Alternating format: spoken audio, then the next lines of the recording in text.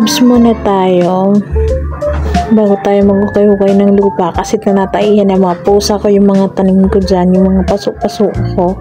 Kaya kailangan natin mag-gloves para hindi natin matakot yung mga tae nila. Aasikasuhin muna natin yung mga tanim natin ngayon kasi matagal-tagal na natin hindi naaasikaso. Dahil sa busy at dahil sa bagyo.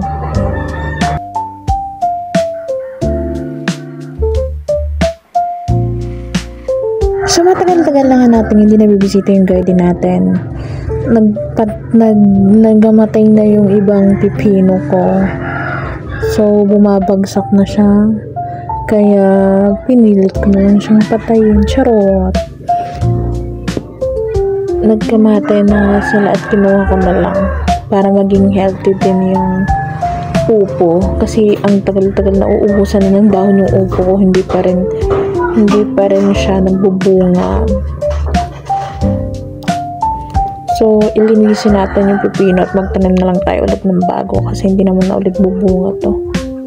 After a month na marami-rami din ako nakuha, nakapamigay din ako sa kapitbahay ko. Maganda na.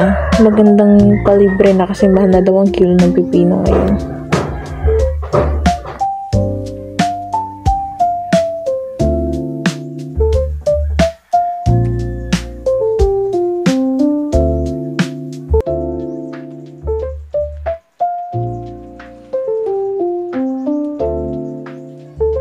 Oops!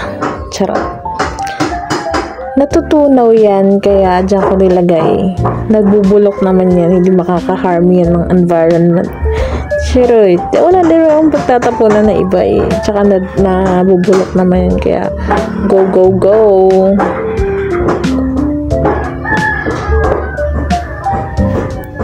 Dahil sa dagat kami, charot. Mangrove area. Oo na.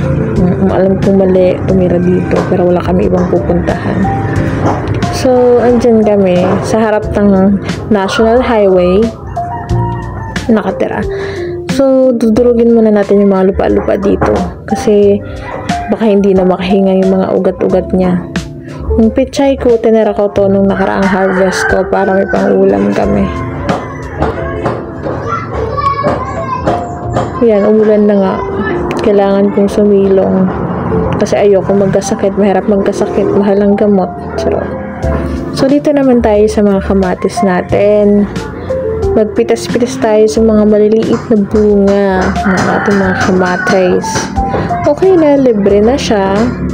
Hindi na kailangan hindi na kailangan bumili kasi mahal din yung kilo ng kamatis. Nung nakaraan ko ngayon magkano na kasi hindi na ako bumibili dahil may salaya akong tanim. Advance nga na charot. Magandang bagay nga naman na may sarili kang tanim para hindi ka nabibili.